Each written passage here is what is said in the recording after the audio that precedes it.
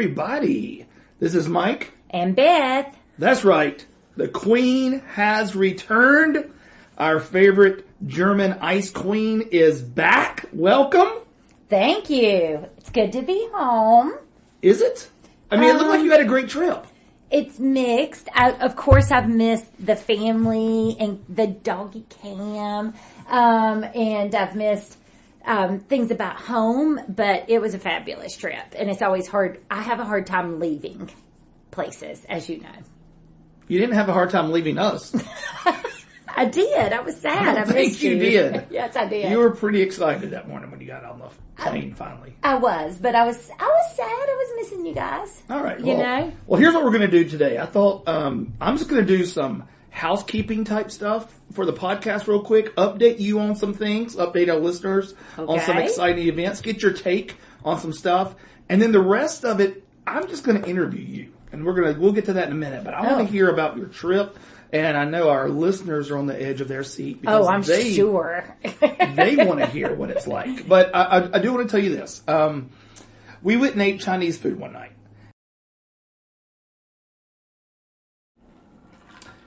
And I'm going to try to tell this story the best I can without using my Chinese voice. Oh, gosh. Okay. We don't need that. I know, because I don't want to get us canceled. Yes. But I do when I tell stories, and whether the people, when they're not from the South, I'll say, the U.S., I tend to kind of speak in their dialect just to add to the story. So I'm going to try to tell this story, and I'm going to, I don't know. Hopefully I can tell the story. But we went and ate Chinese food one night. And we went to our favorite Chinese place here in Kernersville. And Josh and I got there first, and we were waiting on Maria. So I went in, and the guy was like, all right, how many? I said 3. He sat us down. And so we're sitting there, and the waitress comes over. And that's a waitress that you and I have all the time. Not the owner, but, the other lady. That other sweet lady. Yes. So she said, you're waiting for someone. And I said, yes. And she said, oh, your wife? And I said, no, not my wife, my daughter. And she said, oh, your daughter. And she said, no wife tonight? And for a second, I thought about telling her that you had died. Mike, that's so inappropriate. You and I both know my humor doesn't travel well in other languages. No, it does not. She would have not. I didn't think she'd get it. So, but I said, no, she's actually on a trip. And she said, where'd she go? And I said, she went to Germany. And she was like, whoa, Germany. And I said, yeah. And she said, well, how long had you been gone? And this is Thursday night. I said, well, she left last Friday. She's coming back tomorrow. And then I just said, yeah, she left me at home all week while she's out going to these Christmas markets. And she left me at home to take care of all the kids and the animals and do all the chores and stuff. And she said, you are a very good husband. I said, yes, I am a very good husband. Okay, can I tell you what's going to set me off about that really quickly? By the way, you are a good husband, and that's nice, but I'm also a good wife, because how many times were you on a mission trip? That's called work. I don't care, but what I'm saying is, this is my soapbox, and you know this. That's like somebody's spouse telling them, oh, I let you go to Afghanistan and fight for our country. No, it is not. Oh, that is, listen, just hear me out. What I'm saying is, how many times, like when the kids were young or something, would you be out and like, if you took the kids out, like if I took the kids out and they threw some Cheerios on the floor, I would get nasty looks. I'm a parent out by myself with 3 kids, and maybe the kids are rowdy or the Cheerios are on the floor and I'm having to clean them up. Oh, but you go out with 3 kids, and every woman, especially in the place, stops to tell you what a great dad you are, because you're doing what any parent should do, which is feeding your children. You know why? So you know why? Why, Mike? Why? Because when they were out with me, they weren't throwing Cheerios on the floor. Oh, no, I bet they were. It's next. because of gender stereotypes. This isn't a story to be discussed. I'm just telling you that I got recognized as a good husband. Listen, I don't know how official these rankings are. And I don't know if I should even tell you this or not, but she gave me this, like, at the end of the night, they always give you fortune cookies. Yes. Mine looked like it had been handmade, and when I opened it, all it had in it was a phone number. Oh, and it said, call me. Oh, I'm sure she did. So, I don't know where that came from. I bet. The other thing we need to address is the elephant in the room, which is the packages that arrived while you were gone. I put this picture up on the Facebook on my personal page and on our Hey, Are You Still There podcast page, there must have been 400 packages that came in, and you told me expect a few. Okay, that is compliments of an amazingly generous Salem sister, as well as a few other people that sent packages for Gift Mart. And here's the thing. Maybe half of them were Gift Mart. But those were big boxes. Those were massive donations to Gift Mart. And if people don't know, we're having a Gift Mart where our clients at our Hope Center, they can come shop for gifts for free for their children. They've pre-registered and everything for this, but this is an event we do every year that's like the highlight of the holidays for me. But it allows parents and caregivers to select gifts. So we have to have a lot of gifts for them to select in this store-like setting. But not all of them was for Gift Mart, is my point. There was so many that were not Gift Mart that were for you. Okay, well, it still, if you took away the Gift Mart, then that was probably a reasonable number of packages for anyone to accumulate over a week's time. I don't think anybody that saw that picture thought that was reasonable. No, I'm saying if you took away the Gift Mart piece, that's what the Gift Mart packages, and you just have my packages, then that was reasonable. All right.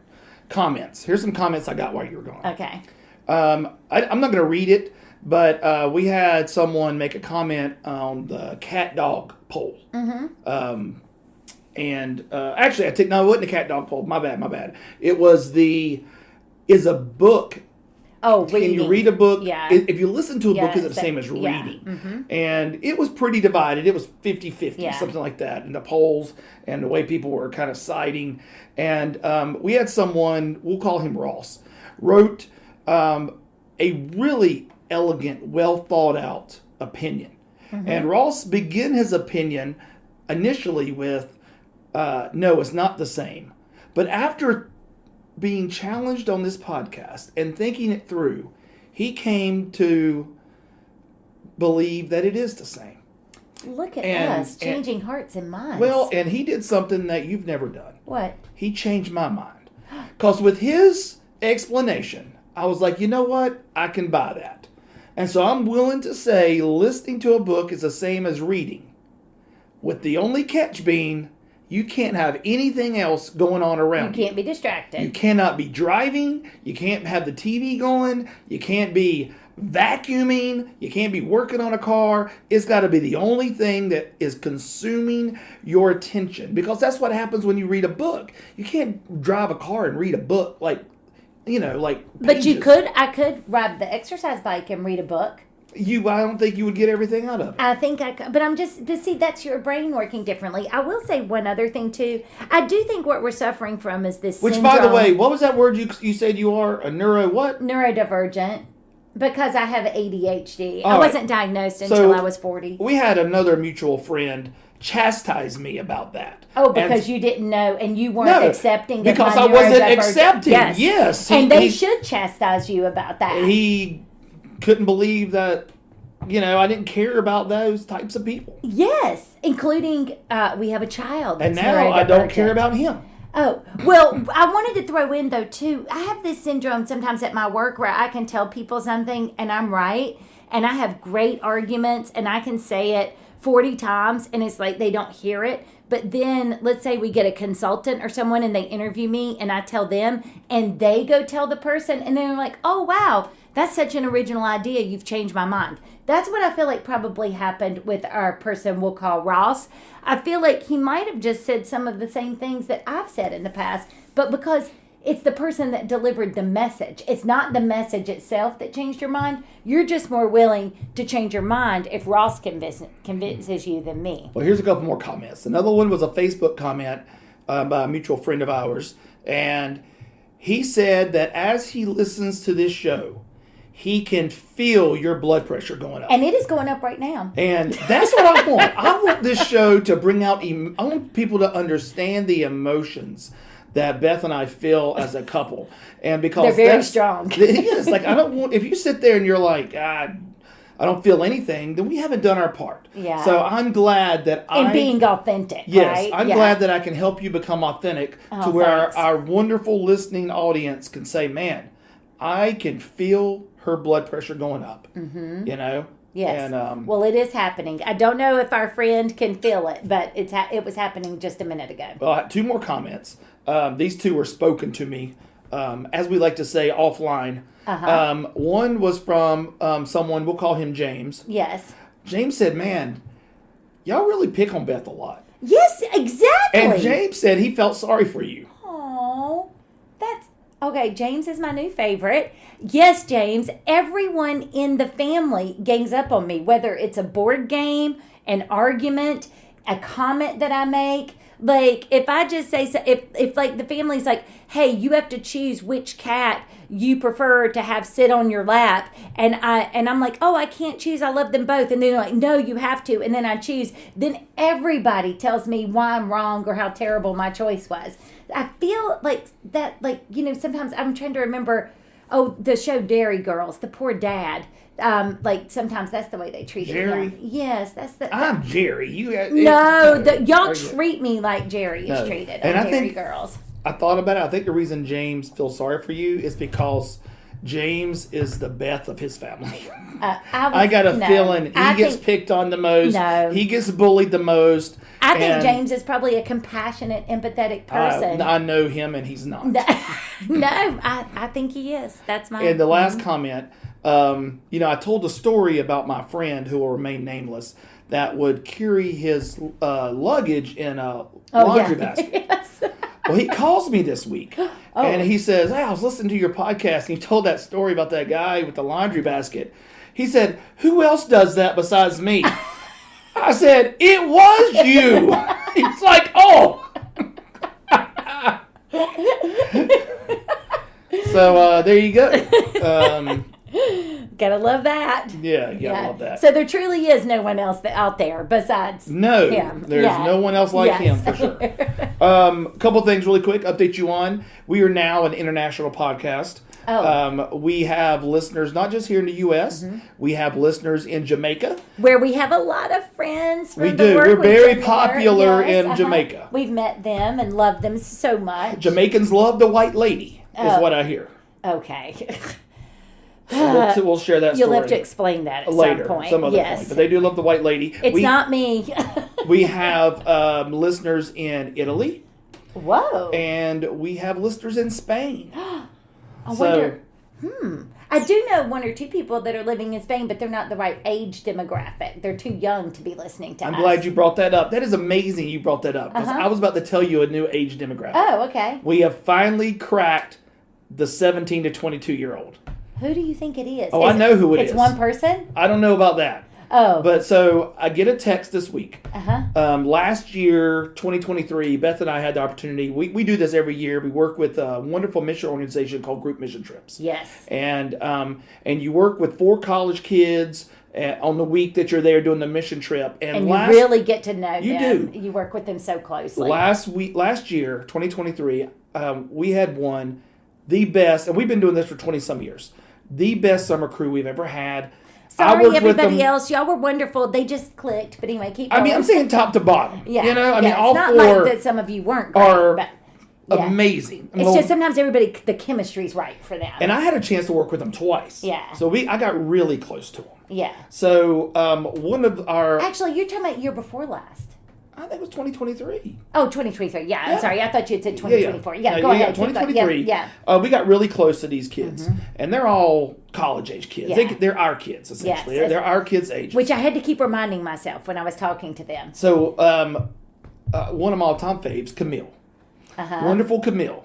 She texts me this week and she says, Mike, can you please send me the link to Yours and Best podcast? I can't wait to listen. Oh. And she's like, and I want to share it with the rest of the crew. I was like, all right. Oh. So she shared it with the rest of the crew. And I know Nathan, she texted me. She said, Nathan went to go listen to the first episode and said, and if you remember, do you remember the title of the first episode? Meet Meth. He said, well, I'm getting ready to listen, but I think Mike made a typo. He goes, shouldn't it be Meet Beth? And Camille said she just died laughing. I was like, you need to listen. So So I like to think at least Camille has listened.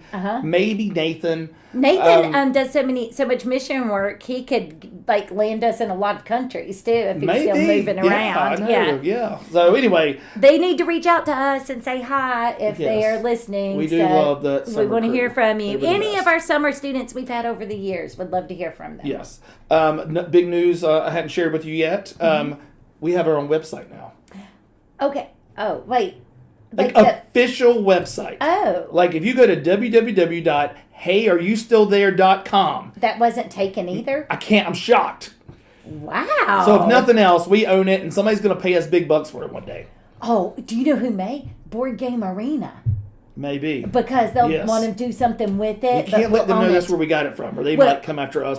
Please. Okay, so you'll have to edit that part out. All right, yes. Anyway, but it wasn't. But it was just a comment in there. They're not using it for any type of marketing or anything. So I think it's free market for us to use. Yeah. Yeah. So anyway, we have our own website. Wow. So now when people are like, "Hey, how can I listen to your show?" Just point them to the website. Say because on the website, heyareyoustillthere.com. Okay. On the website, you can listen to our podcast directly on that website. But then there's also links to Spotify, Apple, iHeartRadio, and Amazon. We're on all 4 of those now.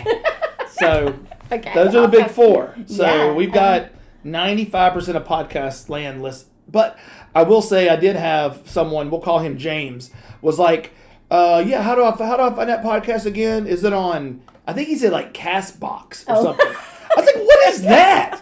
I mean, it must be some like rural Oklahoma podcast. That only people like in rural Oklahoma. Is it kind of like AM radio is to FM? He's like, it's like the AM radio. The guy in Old Brother Where Art Thou that had the little shop and the Soggy Bottom Boys came in. Like, maybe that's how they do things in Duncan and Marlow, Oklahoma. Their podcast is literally a little wooden shack, and people come in and sing into the can or talk into the can. But I don't want people in that area to be offended because I want to visit there, and I want to go to that mountain where some type of gold tablets is hidden or something, and I want to find them. Well, James did ask me on your Big 12, was visiting Oklahoma one of them? It could be because it's visit a state I haven't been to. Well, and that's what I told him. I said she does have visit a state that you've never been to. Yeah.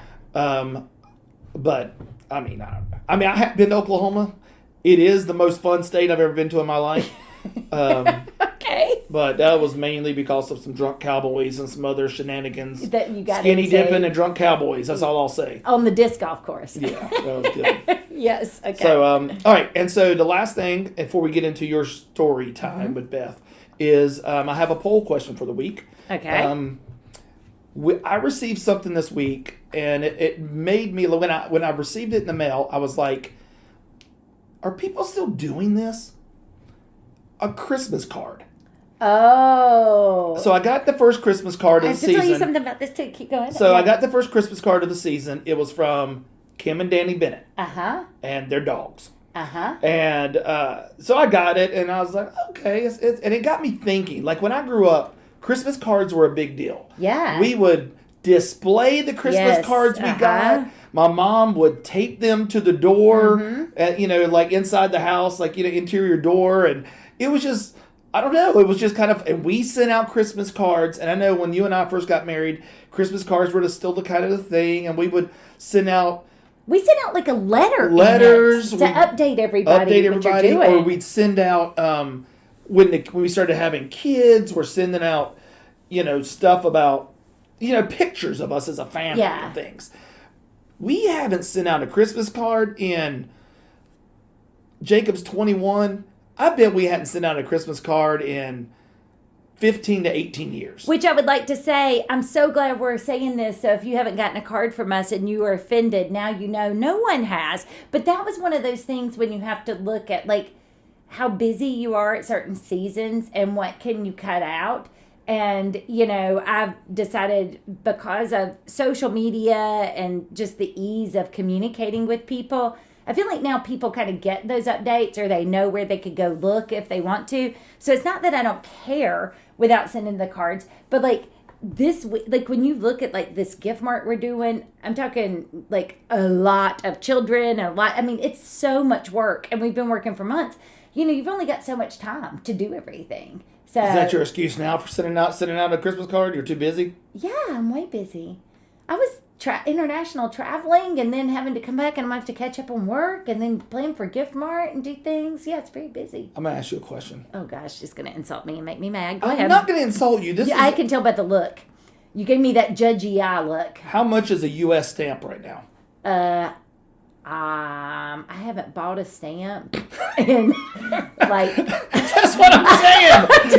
You're like, yeah, I'd mail something. You don't even know how much of a stamp. I don't either. Also, I'm not just picking on you. Yes, it's like Nick Bargatze says, the only people who know how much a stamp is an old person.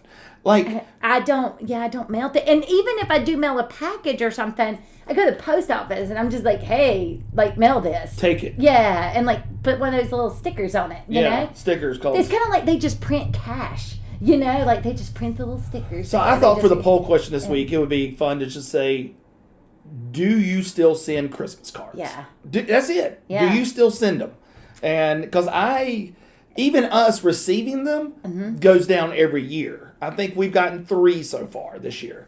And and I'm just like, Can God I tell you a bless them. funny thing about this though? Why it's funny? So a little sidebar about the trip. So Wendy and I went, and so she was visiting some people. That we saw some people that live in Germany, and have always lived in Germany. So Wendy had a Christmas card for them, and it has a picture of Wendy and Tim, and she was like, I wonder if this is a thing, in Germany to like give them a card with their picture on it. And so when we were sitting and talking to one of the couples that we stayed with one night, they opened the card and they look at it and they're like, oh, this is nice. And I was like, okay, do Germans send cards with their pictures on it? And they were like, no. So anyway. They send pictures of David Hasselhoff. Because Germans love David Hasselhoff. Oh, well, yeah, they do. And there's some other interesting things anyway, but I won't go. I'll let you interview me. Okay.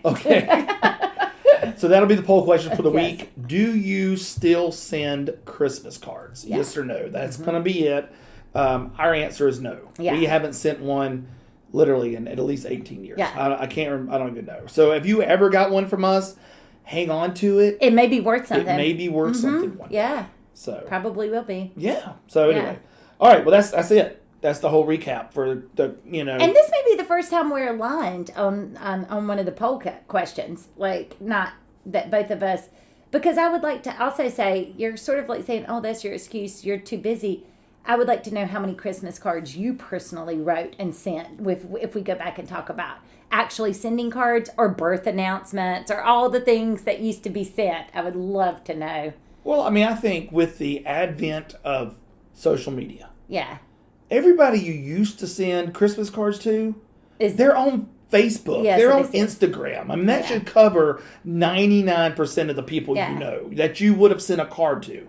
So they see you 365 days a year. What's it matter? But I can tell you one thing I do like about the cards is like, When somebody sends you a gift card inside of it? No. No. But I'm saying, like, I have a friend that still sends a lot of cards by mail. And because I get no cards by mail, it actually means more now. Does that make sense? Like, the cards that I do get mean more because every time I go to the mailbox, it's usually junk. Because I even get my bills online. So now if I get an actual card, I'm like, I actually got something in the mail that is, like, happy and good. And I'm not even saying I don't appreciate them. I appreciate them a lot. I appreciate them. Uh-huh. I guess I'm saying I don't appreciate people enough to send them. Yeah. Oh, no. Well, that's not what I'm saying. I would rather grace people with my presence and my time in real life. But no, I do. I think and I think that's the clarification for us. It's not like we're anti-Christmas card or anything or New Year's card, which some people do. It's just more that, like, it just seems like, to your point, it's a dwindling thing. It's going to be one of those things that you see less and less of. Yeah. Yeah. But we'll see what the listeners say. Yeah, we'll see what they say. Mm-hmm. All right. Now, I have written down Beth's highlights from the trip in my notes. What I'd like to do is, and I know it's hard when you come home from a trip like that. We've experienced it in our mission trips or other trips. You get home and somebody's like, tell me all about the trip. Yes. and you're like, I don't even know where to start. Exactly. And so I usually, when I get home, like when I got home from Jamaica this past time, after being there for 2 weeks on this mission trip, people are like, what? Tell me what it was like.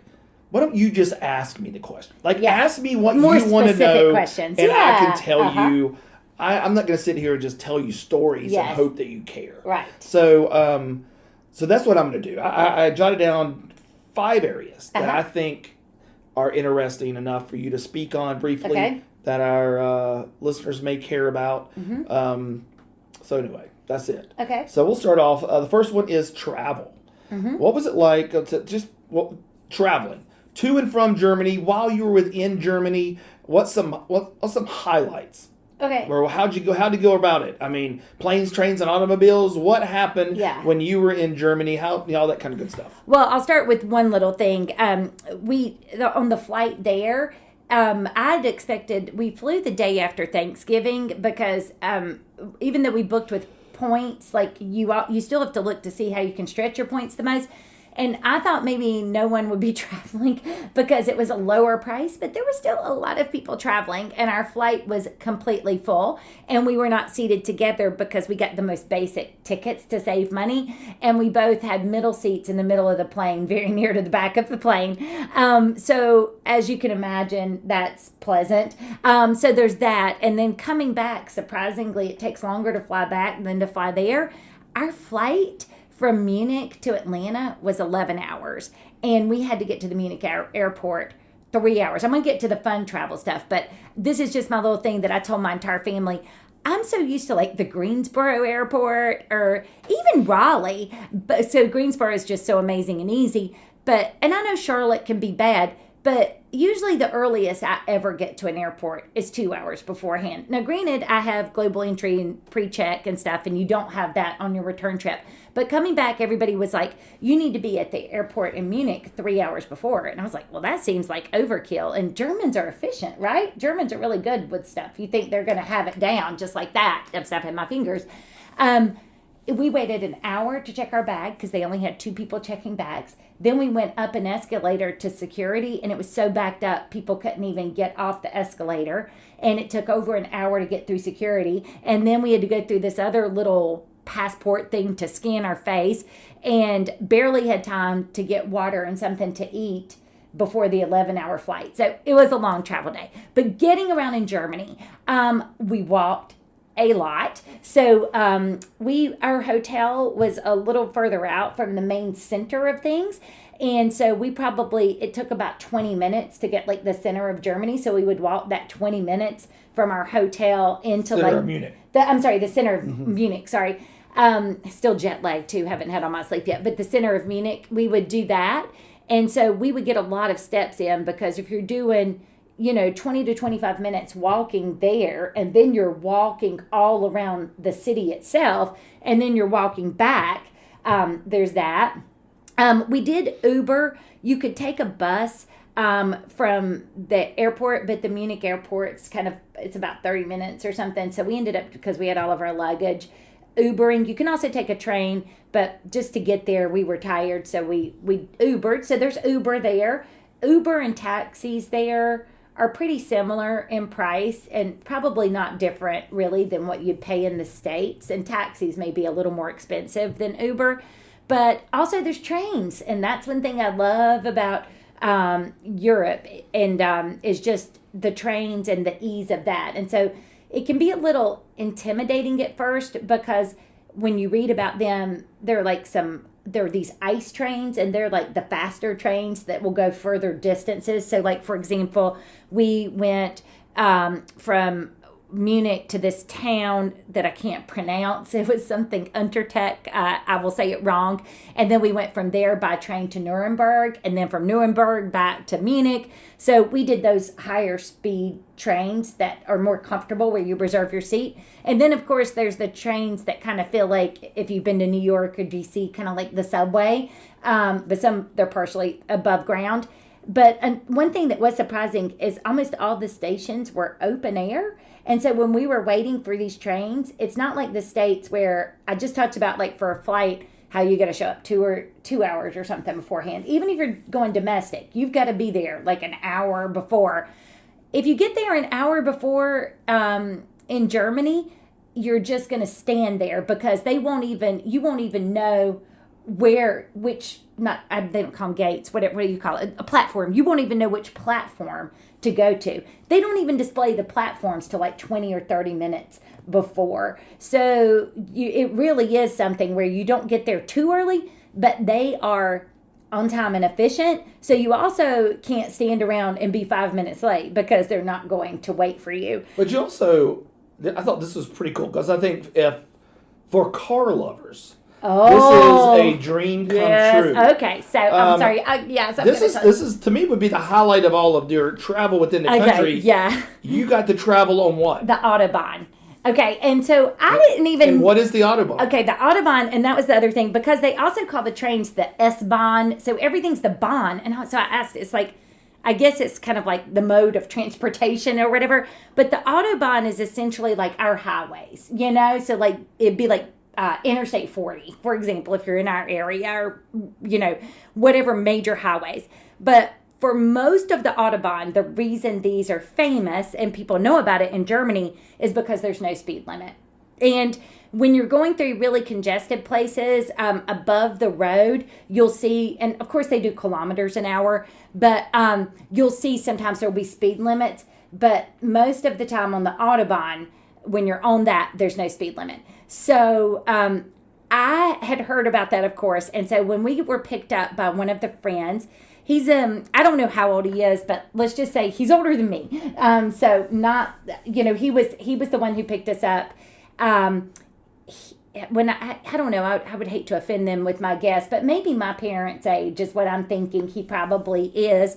And they're probably not listening. Anyway, probably, let's hope not. Anyway, if I got your age wrong, I'm sorry. But in his 70s, yeah, an old man. Or at least 60s. So at least that. But anyway, he picked us up, and I was looking at Life 360 because I was like, I want to see how fast we're going, because it felt like we were going fast. And it said that we hit 100 miles per hour. Life 360 did.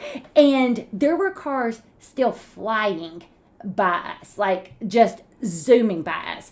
So, of course, I had to ask about this, because I wonder these things. So I asked, we had a great conversation, he and I did. I was like, so do you have a lot of car accidents with all this speeding? Because, our youngest is in driver's ed right now. And so the kids are like, now they showed you like the drunk driving videos and the speeding videos where you learn about cars going fast and hitting each other.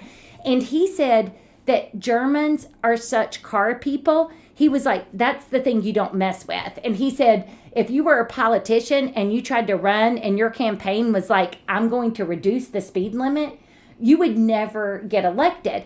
And he made an analogy that made me get it. He was like, like his view of the United States. He's like, it's kind of like the U.S. is with guns. If somebody came in the U.S. and politicians said, we're going to not only take your guns, or we're going to not let you have your guns anymore, lots of people would be upset. He said for Germans, it's just cars and the ability to drive fast. They pride themselves on that.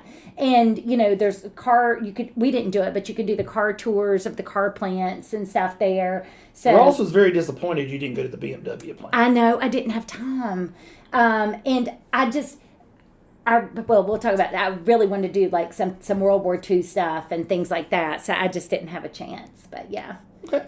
Yeah. So that was really cool and a little scary to be going that fast on a highway. Yeah. Well, it couldn't have been that scary because you felt like distracting your driver with questions. No, I didn't. No. I would like to clarify. He's driving 100 miles an hour. You're tapping him on his shoulder. Hey, can I ask you a couple of questions? Yeah, tell me more about how you drive so fast and don't have accidents. Yeah. Mm-hmm. What was the weather like? It had to have been cold. Yes.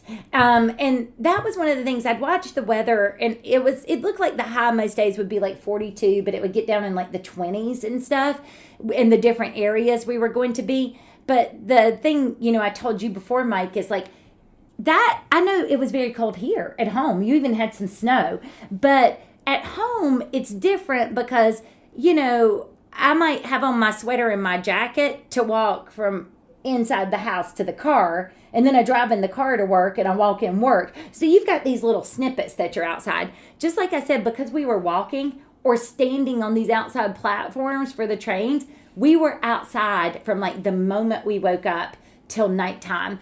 And so especially at night when we were going to these Christmas markets, if there was any wind, thank goodness there wasn't much, but it was very cold, to the point that, your legs get kind of numb. But we had prepared, Wendy had some like long john kind of things. I call them long johns, but those that you can wear. I had bought like fleece tights to wear under my jeans. And then you would let me borrow your hand warmer, which was fabulous. And we had gloves and scarves and hats. And so you just dress for it. It did rain and have snow flurries one of the days. We were so fortunate that it only did that one day when we were out and about, because I think if we'd have had that level of cold and then been wet on top of it, it would have been pretty crazy. But I also, what it made me appreciate is just culturally, the way that cultures adapt essentially to their weather. And, the traditions around the Christmas market is like, even if they have these cups and they have, and I don't know if you're going to ask me about this, but they have this warm wine with spices in it. Well, you have to have warm stuff when you're outside in that cold. And a lot of their foods are very warm and hearty and rich and kind of dense, It's like you looked at my notes. That's the I'm very sorry. next thing I wanted to talk Oh, about. sorry. Okay, well, so that's a great transition. Oh, okay. Well, so you want me to ask you? Yeah, go ahead and ask. Yeah. Tell me about your food. Okay. Sorry. So what were some food and drinks that stick out? Okay, well, a lot of bratwurst and sauerkraut. Oh my gosh. So if I can go without having a sausage now for about 6 months, everywhere you went. So just like if we were at a baseball game, you'd see people with like a foot-long hot dog. They would literally have like a foot-long sausage, and they have like different times. Like there's the bratwurst, and then there's the currywurst or something. I can't say it in German. Thank goodness for Google Translate. I had a function where I would translate with my camera, but lots of different sausages and sauerkraut. I was surprised our sauerkraut here is very like kind of strong and tangy. I love it. I like that sauerkraut. Theirs was a much more muted flavor, which kind of surprised me. It was just, it didn't have a ton of like strong flavor to it. So lots of that. They had a lot of interesting foods. Again, culturally, if you look at the culture, but like there was one thing that I saw a lot. I think it was pig's knuckle or something was what it was called. That was on the menu at some of the more, that had the more historical Bavarian food like that. Hearty, rich things. So like for breakfast every day, our hotel served breakfast, and then the family we stayed with did. It was almost like having a charcuterie board for breakfast, because they may or may not have a few eggs, and then they would have fresh bread that they baked, different types of bread. But then there would be the salami and the prosciutto and the different meats. And then you would have a sampling of cheeses, all sorts of spreads. So that's kind of what you did for breakfast. And they had a lot of cappuccino and espresso, not like, they did have some coffee. It was a more international, hotel. But you don't see, I don't think, the normal coffee as much as you see like the espresso and cappuccinos. And then the other meals, like I said, lots of like the sausages. They had these, I think they were from Hungary originally, but the markets, it was like this piece of bread, almost like an elephant ear would be from a carnival. But then they would put sour cream and other toppings on it. And it sounded really gross when they were talking about it. But it was really good, because and I didn't know from the description it was like sour cream, but it'd be like this bread thing with this cream, and then you could have any kind of toppings. We did a lot of vegetables on ours. And they also said that they had noodles with cheese. So of course I'm thinking about like, spaghetti noodles and like sliced cheese or something on it, but it was kind of like mac and cheese, but with some other things. So lots of interesting things. But I think what fascinated me was like the foods are very dense. So for example, too, like cakes, like you would see things more the consistency of like a fruit cake. So not light and airy, fluffy pastries, but dense, like thick. Lots of gingerbread. Nuremberg is known for gingerbread, and they said that the really good gingerbread has to have less than 25% flour. the rest of it's like spices and nuts and things. And they said that everybody sort of has their own recipe that they throw into it. So really known for that, which was cool. And then I don't know how to say it. It's like gluten wine or something. I can't say it, but like they do the warm wine. That's a huge thing out. And of course, Germans drink a lot of beer, but it was the big thing at the markets was like more of these foods that I think the typical German might not eat because they would say they weren't very healthy to eat all the time. It's kind of like if we went to a carnival and have the food truck set up, it would be like that. But the food was interesting. And I think it was kind of interesting, too, because going to Salem College, the Moravians were like from kind of that area. So sort of the food you might have at Salem Tavern or any of those areas is sort of like that. So it was really cool. Well, and do you think the food, this sounds like a weird question, I know, but is food representative of the people? You know, because like I'm hearing you talk about like this, like in my mind, I'm picturing this like rugged, hearty food kind of, you know, when you talk about being dense and just kind of like, you know, and I don't know why in my mind when I think of like Germany and German as people, like I just think of someone that's kind of more rugged and hard and have gone through stuff, and maybe it's just because how the Americanized version of World War II has been told to us or whatnot, the images and movies and stuff, they seem hard people. You know, like, how are the people there? I really like the people. I was expecting everybody to be like an engineer. That's why I was so surprised, I think, and shocked at the airport when it was so inefficient. Because I was like, these Germans, they're just going to be so efficient and have it all together and be very methodical. And like you said, I think I thought about everybody just being kind of like really stiff and uptight. You know who? I just thought you should talk to our friend Christian. Oh, I love Christian. Our lone German friend. Yeah, but y'all could talk for hours. I know I could talk to Christian about this, but it's interesting you were talking, and this is just my perception of culture. I'm not a anthropologist or cultural studies person. This is just my experience from traveling. But I think the more that I've traveled, to your point about, it's like the food and the language too, do sort of reflect, I think, the culture of the people. So like, and again, summers they have warmth and stuff there. It's not like it's always cold, but you can tell we weren't even there in the coldest parts of the winter with a lot of snow. There is probably going to get very cold. And so again, they've got this hearty, denser food, but they're also very precise because just like they said, there's rules about gingerbread, even their beer, there's rules. They can have just 4 or 5 ingredients. It's like the hops, yeast, water, so they're very precise about what you can put into things. If they're going to put their label on it, it's like, okay, we're going to be precise about it. And the language is so, it sounds kind of harsh when you say it. And even the tour guide... It's not an easy language to listen to. Oh, no. And even the tour guide showed us on one of our tours that we did this long word that stretched, if you have the paper landscape, not portrait, but landscape, it was a word that stretched all the way across from it. And I forget what he told us that the word meant, but it was something like, you had to make a word that long to say that. But I will say a lot of the people were really nice. That we talked to, like we met one lady on the train and I have her email and phone number. She travels a lot. She was just super sweet and talked to us a lot about travel and stuff. So it was really neat. And one of the things that was cool about traveling on this trip is, of course, at these markets, especially Nuremberg, I would walk around and hear a lot of Americans there. But the little town that we went to visit was really neat because it's not a tourist destination. So I envision it being almost like, okay, if somebody came to North Carolina, they might go to Asheville to the mountains or to the beach on the Outer Banks. But it'd be like if somebody came to Kernersville, we'd be like, well, this is the way a lot of people in North Carolina live. And if you went to our Christmas market, this would be a more, I guess, authentic experience. So it's just kind of neat, I think, to see a smaller town and just kind of how they live and do things. The homes reminded me of like walking through IKEA, very much like using every bit of space that you have. Very neat. I saw 2 homes when I was there. Everything in its place. Again, sort of what I pictured a German home to be like.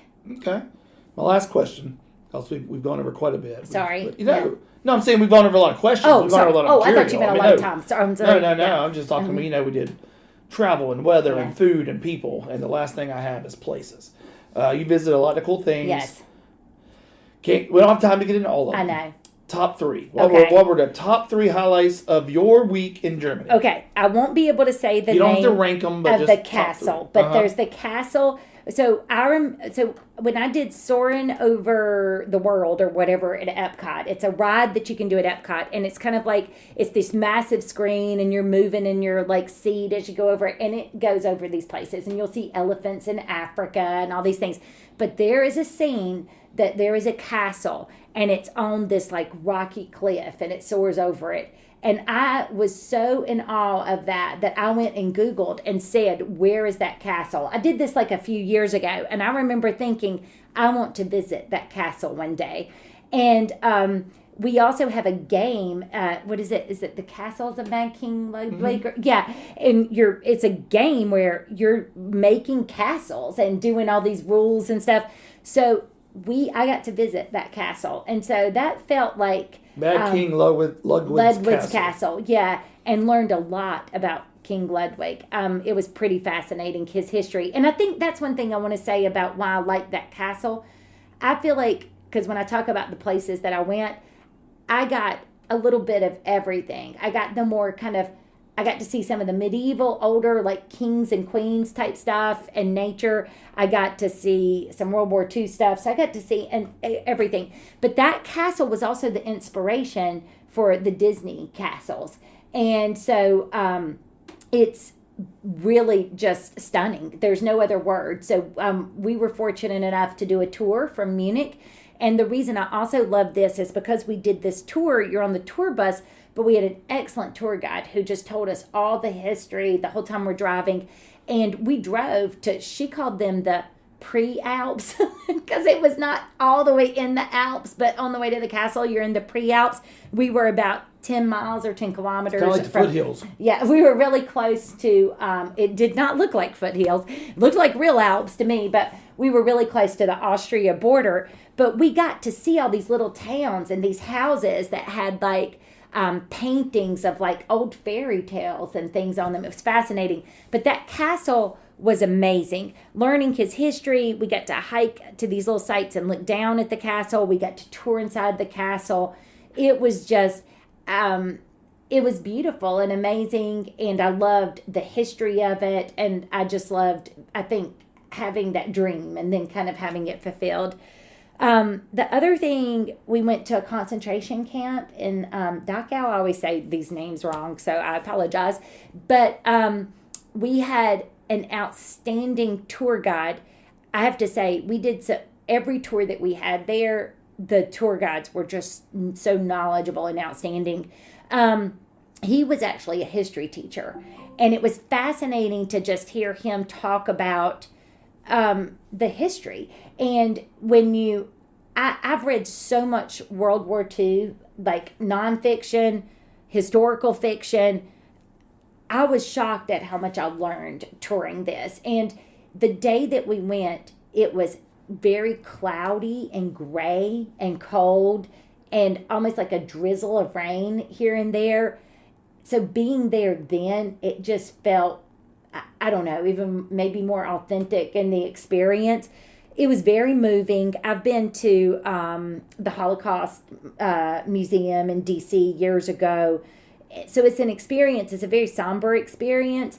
But I think it's also, we've got to remember our history and learn from our history and understand the things that happened. And just it was fascinating because he also talked about the strategy that the Germans were using. And so it's easy to, I think, focus on the horrible things that happened, but really thinking about how did people end up on this gradual moral decay, that they were able to do the things that they did. What would even be the reason? Because it wasn't necessarily like Hitler just woke up and was like, I'm just going to go torture a bunch of people and kill them. How did all of this progress and what happened in the war? It was fascinating. And then the third thing is kind of a combo, but it would probably just be Nuremberg in general. I wish we'd had more time there. It had a castle and medieval walls and stuff. I will say one of the saddest things, though, is just hearing everybody talk about the bombing. And I think it's this way anytime you go across Europe, just the bombing and how much of the things are truly authentic versus what they've tried to come back from and rebuild to make it look authentic. But we did a tour of it was like a torture dungeon tour or something there.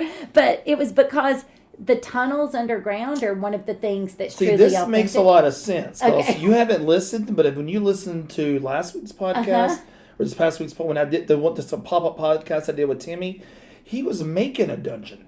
Oh. And so this is Okay. weird. Yeah, you have to we listen. were But do- this, okay, I'll this have to listen. does sound more, this makes Yeah. much more sense than what Timmy told us. Well, I will say this was not like that tour itself wasn't, but I'm just saying that city offered so much because you've got everything from like this rich history to I didn't even get to go see the World War II things there because they were a little outside of where we were.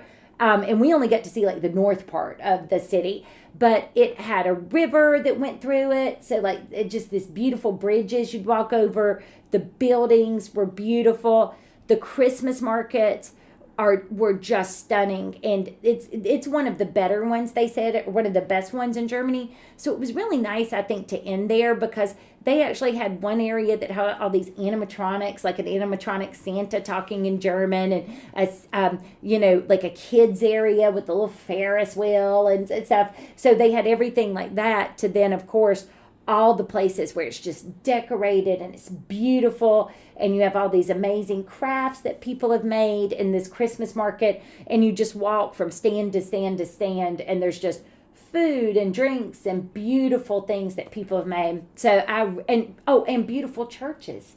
We got to see a Catholic church, a Protestant church, and toured those. And those were moving and amazing too. And we got to learn a lot about some of the Jewish history that's really rich in Nuremberg, like from like the time of the 1200s and things on. So, and had a walking tour there. So it was just, those are probably my top three. So if somebody wanted to pay your way, yes, and bring you along yes. to Germany, yes. you feel confident now. You could get them around the country, give them a tour. Oh, yes. I can navigate the trains. I can do Google Translate like a champ. I also think that people just feel sorry for me or something when they hear my Southern accent, and they'll be helpful when I can't when I don't know the language. That was one thing. Some countries, people are not nice to you if you don't know the language. Maybe it's because they have so many tourists at this time of year, and so they cater to that. But people were very nice, and so they weren't like the French. No, France is awful. Yeah, they're not very. Those are the happy meanest when people you don't, on earth. Yeah, well, they there've been some nice people we've met in France, but you're right, they're not very accommodating if you don't try to speak their language. I will say one other just tidbit, two things. One thing that surprised me is in my travels is how fascinated everyone is with watching the politics in the United States. There was a young girl that was questioning us about the race, about Kamala and Trump, and I swear she knew more about the debates and the candidates than probably half of Americans do. And you said that you ran into a lot of people, and same thing when you went to Italy earlier this year. Very pro-Trump. Yes, and that was... Because that's not what our media would lead us to believe. I didn't know that at all. Now, I did meet also, while in Germany, some people that I could tell... I mean, we didn't talk about it. We weren't like, who would you vote for if you were American or anything? But what it was fascinating was hearing why they were pro-Trump or pro-Kamala. You know, that was pretty fascinating to just hear. Because I asked her when she was like... She said something like she liked Trump. And so we had a conversation. I was like, why? You know, like, what's your reason? And I mean, I didn't get to, she was actually serving us at one of the places. So we're having this conversation. I'm in line paying for my crepe, you know? And then she's like, tell us about the presidential election there. And, you know, this is what I think. And so it was just fascinating because, you know, when you're American that like, we are like a country that people watch, but I think that level of people's involvement in our politics surprised me, particularly how knowledgeable they were, because she was bringing up things like that Kamala and Trump said in the debate, and so I was just blown away by that. The other thing, is, so there's that whole piece. The other thing, the funny story, so our last night there, Wendy and I, the hotel had a pool upstairs. And so we'd taken a swimsuit knowing it would, and I was hoping it'd be like a really warm pool or whatever. So we go upstairs, and I was like, well, I don't want to go put on my swimsuit and go through all that trouble if this pool's not going to be warm. So why don't we go upstairs, check out this pool, and then come back down and put on our swimsuit. Well, when we go upstairs, apparently the pool is like in the spa sauna area. So we start to walk back there with our shoes and clothes on because the sign says pool. And this woman is just like, oh, you could tell she's just horrified that like we have on our clothes and shoes. So we can't even get back there to look at the stuff. So we go back down and we put on our swimsuits and our robes and we go back up again. And, it's clear that you're supposed to take off your shoes and everything. So we go fill the water in the pool, and it's a really small pool and it's cold. And I was like, yeah, I don't think I can do this after being in the cold all day. So we were like, well, let's go sit in the sauna. So then I read, we were just like looking where you go for the sauna. And as soon as we walked to the sauna getting ready to get in, all that is in there is much older men completely naked and not even like remotely covered, just everything all hanging out. And Wendy and I were just like, I guess we won't be doing the sauna. Y'all didn't go? No. We didn't roam, Beth. Okay, all I know is compared to these men, I looked like I was really young. So I was not like wanting to, and I don't know where we would sit. Like she would have been on one side and I'd have to be in between two men or something. I don't know. It was just a different experience. And it's just another thing is just kind of fascinating, just culturally, the little things you wouldn't know. We had really almost offended somebody by walking in with our shoes, to that area. And then, I guess being clothed, as well. So was that number 4 on your list? You like the castle, the concentration camp, Nuremberg, no, and the German bathhouse? No, I'm leaving that part out. No German bathhouse. That was crazy. It was just a fascinating trip, and I would highly recommend people. The Christmas markets, if you love Christmas, are amazing. One other thing about the markets, every market, different stands, but particularly the markets, they had specially made mugs, and I thought this was ingenious. So if you wanted to get either your warm wine or your non-alcoholic warm, they had some of the places had hot chocolate, but most of the time it was more like a juice or something that was warmed, I think.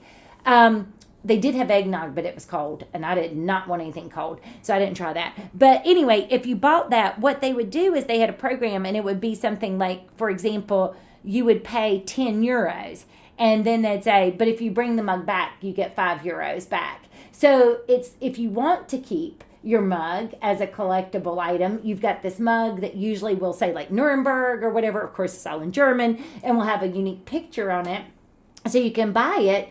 But if you don't want to, you return the mug, and they've at least gotten the mug back, and then it's a less expensive purchase for you. But I really liked that. So that was a really neat thing, kind of just having these different mugs from the different places. That was really fun.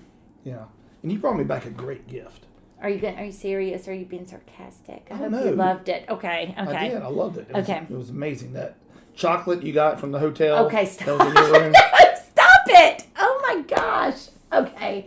You were like, I got you something special. Here's some chocolate from our hotel room. No, I'm saying, I just said that before. I got you your little Clark Griswold spinny thing that the has spinning cats thing is on cool. it. Yeah. Yeah. It's like a candle and the candle that makes the thing spin around, and it had cats really on cool. it. And since Mike loves cats, I got the cats. That's what I'm known as now, the cat guy. I know you are. You and the cat I've had ladies a lot of people can hang mention out. that You and the cat ladies be best friends. Yeah, you and your cats. Yeah. That's all right. Me, my cats, and my Chinese lady. That's all I need. Meanwhile, can I ask one question of you? Because I came back and something weird had happened while I was gone. So talk about changes. So I go in and I'm so exhausted because I guess I'd gotten up around 1 a.m. our time yesterday and then got home around 8 or 9 p.m. or something. So that's a long day. And, you feel gross after flying. So I'm like, I want to take a shower. And, I go in at one point and Gray Cat, as you call him, instead of calling him by his name, was in the tub, like laying there. And then I start to run my water, and Gray Cat's like perched on the side, like trying to I almost about to fall into the bathtub. What have you trained that cat to do while he I was likes to drink out of the faucet. So sometimes, like if I'm in my bathroom or in their bedroom, he'll go and jump up on the bathtub, and I'll just barely start the water. He bends his head down. He drinks out of it.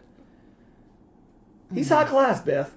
Yeah. He just ain't going to drink out of some mud puddle like a dog. Yeah, that was crazy. I'm trying to train him to go use the bathroom and the toilet also. Well, he was perched on the toilet today. There you go. So Gray Cat's doing some weird stuff is all that I have to say. So I go away just a brief period of time and I come back and Gray Cat's been I know. conditioned to Mr. do Gray, some man, really he's doing great. some really strange things. He's doing great things. Yeah. Yeah. Oh, one last thing. I want to go back to Germany. This is already the longest podcast I know, but I want to to go back to Germany in 2030 because when we were driving through, I told you there was some little town in this remote village near that castle, and they do like a reenactment of Jesus's life, and they are so strict about who can be in it. The only people that can be in it are people that are from that town. And they said that for a long time, like, for example, only a virgin could play Mary. But now they'll let married women play Mary, in it. But, like, it only happens. Thanks, woke world. I think they had trouble casting and finding somebody that was authentically a virgin. Anyway, to play Mary. So what they do is every 10 years, they have this play or these plays that these performances they put on, but it's only every 10 years and the people in it are from that town. I don't know. I just found that fascinating too. And they So to be truly authentic, Mary was like 13 or 14 years old. They may do that. I don't know. You're trying to tell me in this town there ain't a 14-year-old virgin. Okay, well I don't know. I didn't get to dig into what I'm saying is let's go back to the whole point of this is that they've been doing this for centuries. Every 10 years it has been a thing. I don't know how many 100 years or whatever that this has happened. But I love things like that are traditions that we keep. And I know you can have bad traditions, but there's also neat traditions that keep you kind of tied to your heritage. Like Christmas and your cards. past. Yeah. You see how this is it. That's how we've come full circle. We have Christmas cards. That's what. Are they a good or bad tradition? Yes. Do you still send them? Yeah. You know. Should we cling to it? Do we need to be challenged, you and I, to do Christmas cards? Not this year. I'm too tired. But next year, it could be a goal. Listen, I'll just do a Facebook post. Okay. Oh. With an update. A digital. Yeah. That's what I'll send out a digital Christmas card every day of my life. But wouldn't it only count if Time you out. tagged everybody? Speaking of, I'm going to close with this story. Okay. Can I close with this story? Yeah. And this only because I just thought about this when I talked about a digital Christmas card every day of my life. So I'm on this website called Instagram. And never heard of it. Yeah, it's new. Mm-hmm. And so what I'd started January 1st, I had this idea at the end of last year where I just wanted every single day this year to post a picture. Mm-hmm. And I call it no context photos. Mm-hmm. So I just post a picture of the day, something that happened that day with no context. Mm-hmm. Like there's nothing that explains it or whatever. And I've had people asking me about it and they try to find these hidden, deeper meanings. There really aren't. They're just, this is what happened today. And I can go back through and tell you, based on those pictures, it's really cool because I can go back and tell you everything that happened. Yeah. Every day of this year. Mm-hmm. Every day. We're up to like day 340-something now. I finally had someone come up to me, a friend, saw me in a restaurant, and came up and said, can I get my picture with you, and can you make it the picture of the day? Yes. And there I you said, go. absolutely. You know you So, have arrived when that has happened. It took 340 days, but I am finally having people ask if they can be part of this phenomenon known as no context photos. So the Instagram algorithm was not your friend for a while, but it's finally catching up. Well, Is that, you know? as you say, I keep myself on lockdown. Yeah. So people have to ask to be my friend. Yes. I don't have this public. Yes. So you have to be my friend in order to see my no context photos. Yes. Uh-huh. But if I accept you as my friend, Yeah. and I don't accept everybody, Yeah. then you could see all the photos from this year. Mm-hmm. Yep. But I did. That's somebody asked me. They're like, "Can I be your photo of the day?" I was like, "Absolutely, you can." And they were. Yes. And it was amazing. Now they feel famous. They should feel famous. Yes. I didn't even get a thank you though. But I was expecting something. Make it their story, or I don't know what. But anyway, they must not have liked the picture. But that's what we did. That's really cool. It feels good to have arrived right into this I know. I don't know. And it's winding down. Yeah. I've done this now 340 some days in a row. Are you going to do it next year? 20 days. No, I'm not. Are you going to do something new next year with a picture every day? Yes. So I had a suggestion. Mm-hmm. We'll call him Ross. I think it was Ross. I don't know. It may have been Timmy. Somebody suggested. I just put up a blank picture every day and just give context. That is the worst thing Just I've the ever opposite. That is the worst idea I've ever heard. Okay, that had to come from Ross because he's the king of puns, and so That's not a pun. I know, but that just sounds like one of the kind of corny things he might like. But Ross also is witty. not corny. No, but it's also he's sharp. It's witty. He's too, witty. He's sharper than you think. but he can be corny. But he is witty and sharp. You're right. And so, but yeah, that sounds blank photo with context. Okay, well, on that note, yeah. On that note, we'll wrap it up. This has already been our longest podcast in history. I apologize. That's what happens when I let Beth take the run and the No, whole you thing. interviewed me. You should have controlled the microphone like you do when you are Well, in church. You were enjoying Yeah. this, and so Oh, thanks. You did this for me. I did. Thank you. You didn't like it? I did. By the way, I thought you were going to talk about how beautiful my plants are too. We'll save that for another day. Okay, good. We're right. on the back porch with my plants, and they're beautiful. Everyone. And I don't know how this is going to sound this week. We're using, for the first time, an actual microphone. So normally we've just been recording this straight off the iPhone, which everyone's been surprised because they said it sounds pretty good. But this is a legit microphone. It looks like the microphone the Soggy Bottom Boys sing into. It does. It does. I mean, I feel like I need to put my mouth right up against it. And God start, knows like, I'm a singing man something. of constant sorrow. Yeah, I need to be I need to be doing that and singing just like they do and dancing while I do it. Yeah. I got this straight from Oklahoma, matter of Yeah. fact. All right. Y'all have a great week. We'll be back next Saturday. With something amazing. Something amazing. All right. That's it for the Hey, Are You Still There podcast. Check us out on our new website, on our Facebook page. I put up a couple of videos. Did you see the videos I put up last night? Yeah, I looked terrible after the flight. I didn't know that I was being videoed by the paparazzi. But it was really cool being surprised by having you at the airport. That was fun. And the kids. I It didn't was. have the kids in there, but they were there too. Oh, yeah, because Mike said, hey, go ask the information desk where your luggage will be. And so I turned around and the kids were like sitting at the welcome desk. Yeah, and the welcome desk was empty, so our They'd been kids took hidden it. there the entire time. Yeah. And so I was totally shocked. That was cool. It was fun. Yeah. All right. Well, that's it. We'll see you next week. Thanks a lot. This is Mike. And Beth. And this is Hey, Are You Still There?